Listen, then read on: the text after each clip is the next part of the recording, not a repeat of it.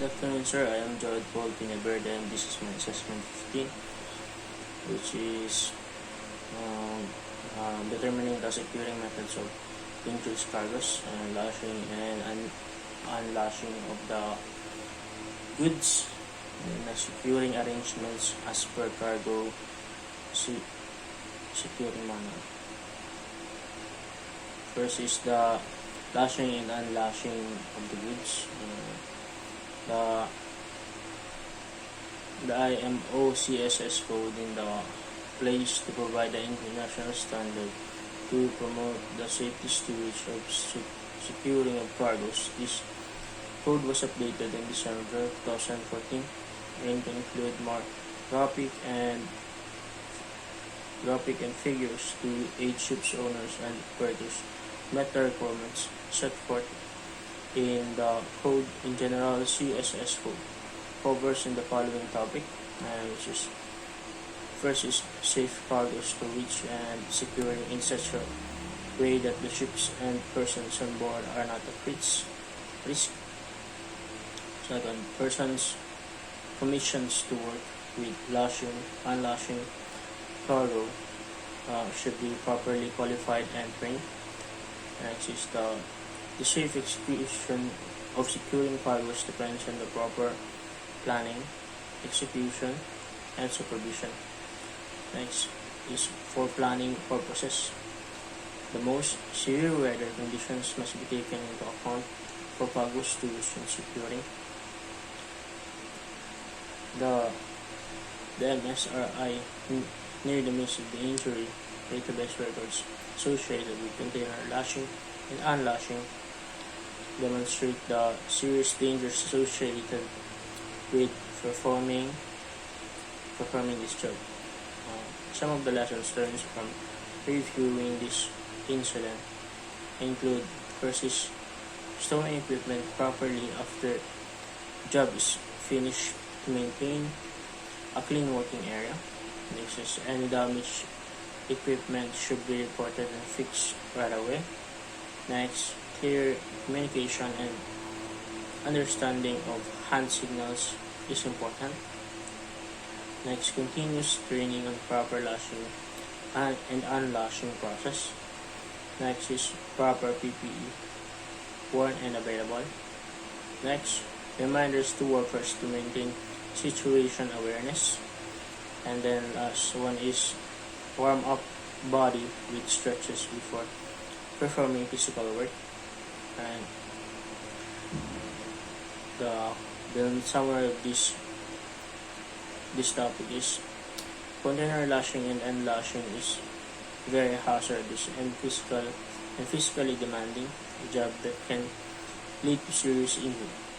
Proper safety precautions including situation awareness, communication between crew member, following procedures, proper PPE, and warm-up stretchings prior to work are all measures that will help reduce the chance of injury associated with lashing and unlashing activity. And the IMO CSS code also offers many helpful resources for the ship's owners and operators to address the proper storage and securing of cargoes. The safety of the personnel performing the task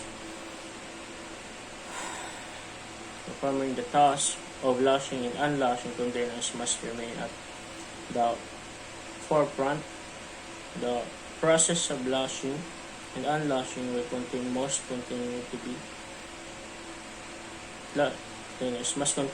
be examined closely and will hopefully adjust in the future to reduce the dangers associated with performing this job.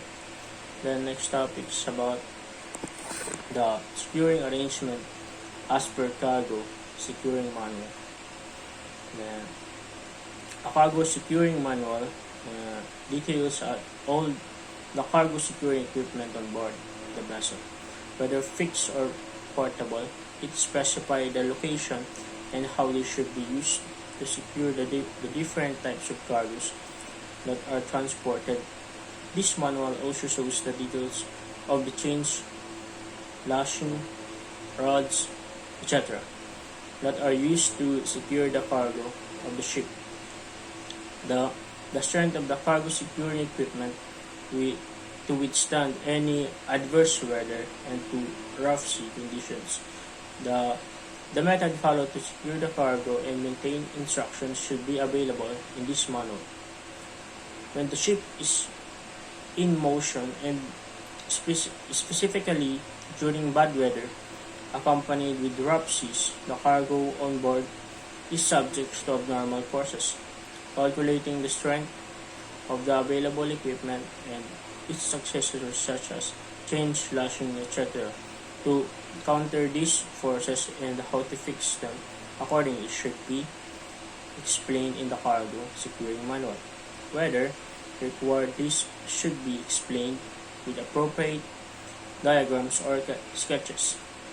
A ship's officers and the crew on board who are responsible for the loading, stowage, securing, and unloading of the cargo should be aware of how to use the appropriate equipment correctly for these purposes. They should be aware of its limitation and its correct methods for securing cargo. Cargo securing manuals specify the allowed loads and capability of equipment that is known as its MSL, or which is called maximum securing load.